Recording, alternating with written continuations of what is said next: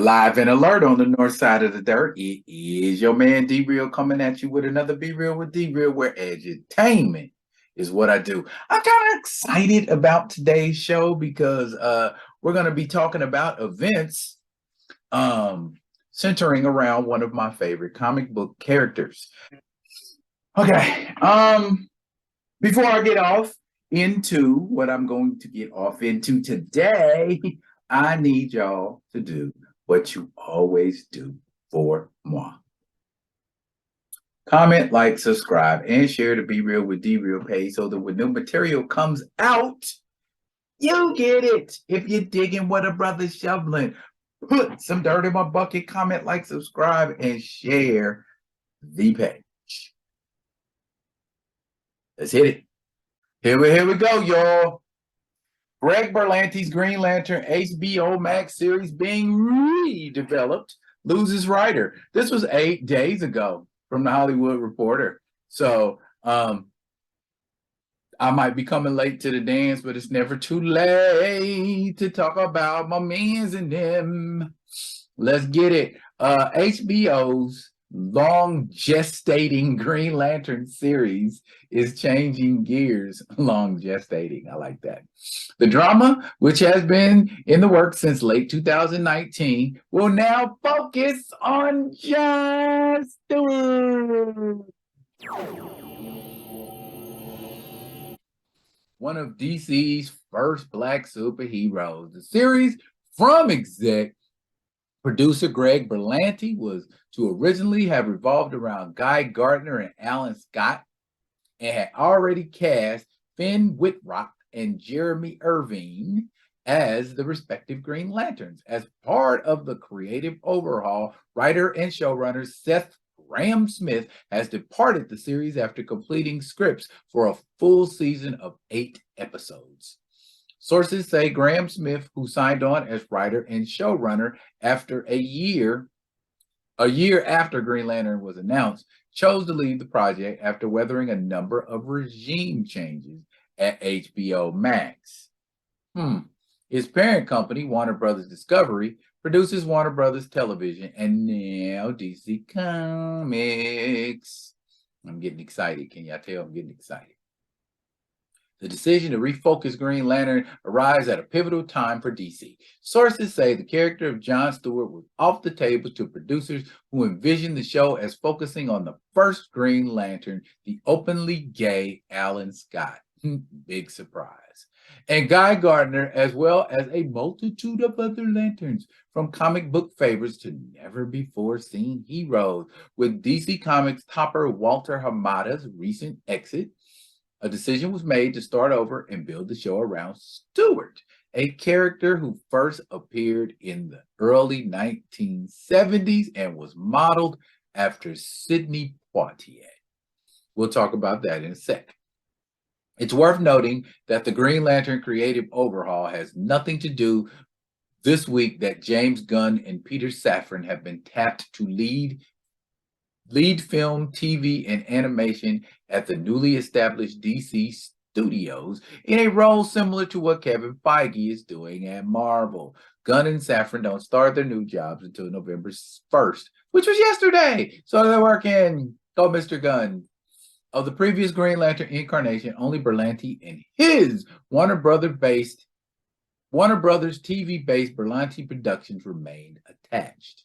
Fellow exec producer Mark Guggenheim, who originally was poised to co-write the pilot alongside Grahame-Smith, had not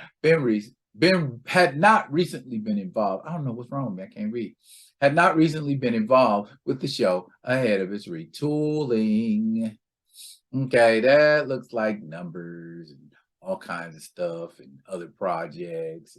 Okay, I guess this is worth noting. When HBO Max announced Green Lantern in October 2019, Berlanti described it as the biggest DC show ever made, with plans for the series to go to space.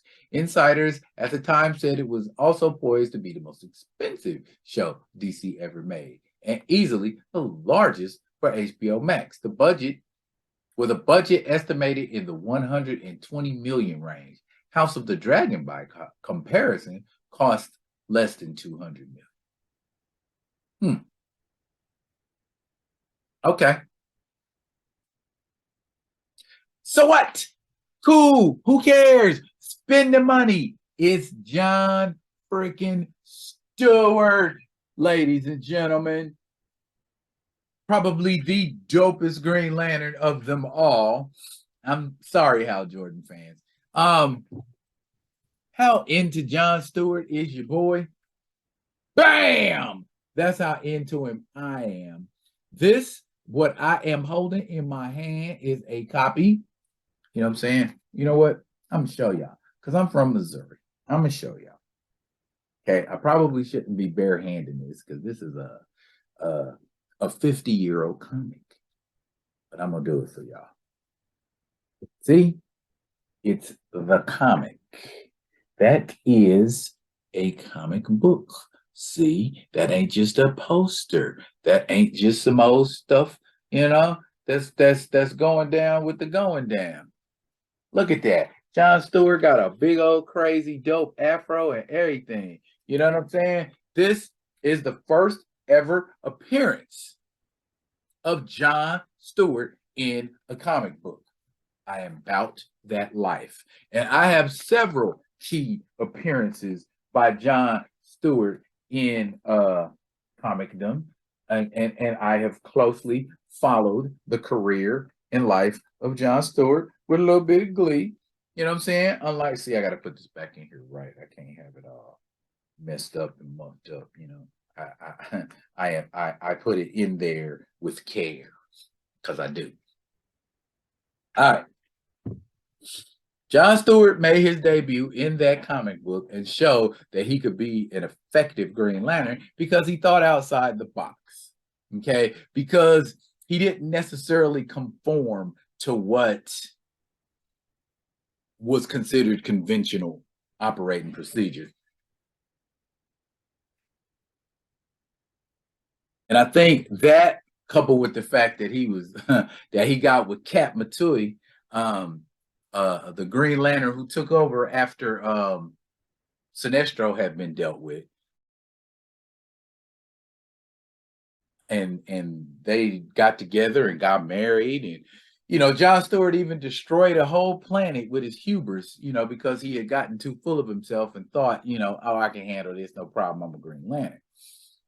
But they did a lot of retooling, a lot of restructuring of, you know, John's origin story, because originally, you know, he's a Marine, he was an architect, both. You know, I think my man Theo B could appreciate John Stewart because he was a simplified do or die devil dog that sometimes famously and not so famously do and don't get along with folks in the Navy, like your boy.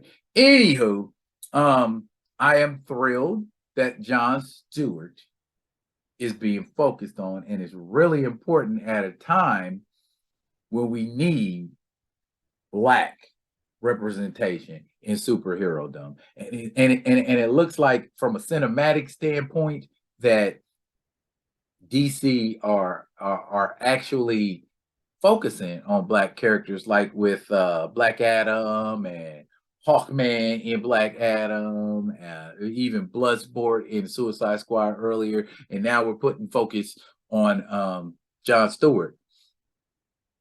Greg Berlanti, you do series well. Seth Grahame-Smith, I don't know, but I would love to see what you got going. The only thing I would add for it is, when y'all do stuff that is exclusively considered Black, African American, or even to a lesser degree urban, consult some Black people.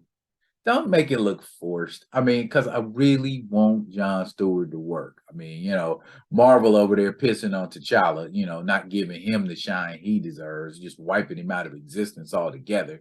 I hope DC doesn't try no bass awkward stuff like that with my man John Stewart. You know what I mean? Man, like I said, I am thrilled to pieces about that. One of my favorite Black superheroes. You see him up there in the Parthenon. You know what I mean? So I really, really hope we get a cool, respectful version of John Stewart if he's not bombarded with these whack tropes that people who do not have an understanding of Black people and the Black community in general tend to do. And so it feels forced. You know what I mean? It feels kind of disingenuous, like you're trying to, shoehorn an ostrich foot into a Stacey Adams. You know what I mean? It just don't seem like it's gonna work. It doesn't seem natural. You know what I mean? And hopefully, the folks over at HBO and Warner Brothers do my man some justice. Again, some of the things I see with John Stewart probably not going so well.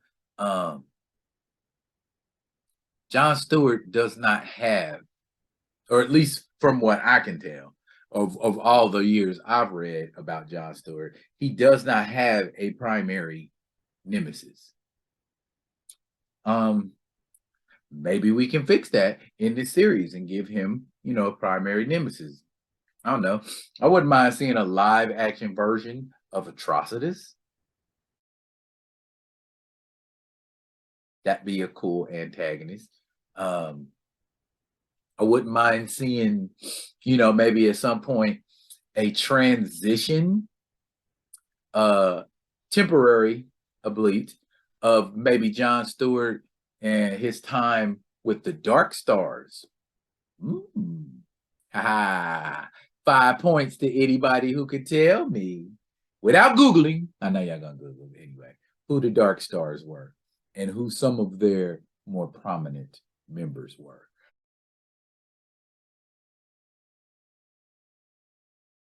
And even, at some point, maybe we could put John Stewart in the Justice League, and that would be more fuel for us to see another Justice League movie. I mean, I could take it or leave it. I'd like to see a Justice League movie with John Stewart on the squad.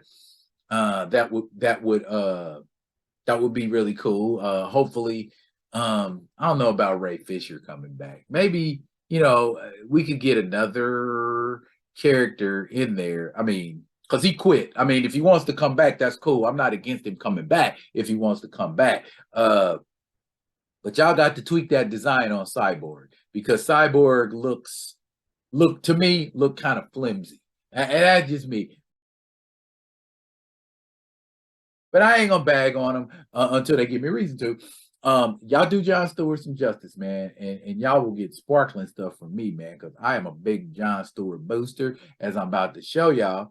I got this action figure video about John Stewart. So your man is down like 4 flats for John Stewart, just so you know. That's it for me, man. Hopefully, like I said, they do the character some justice. Keep our fingers crossed. Excited for John Stewart. I be coming at y'all with another one of them other ones. And until I do, y'all be good. Be good to each other.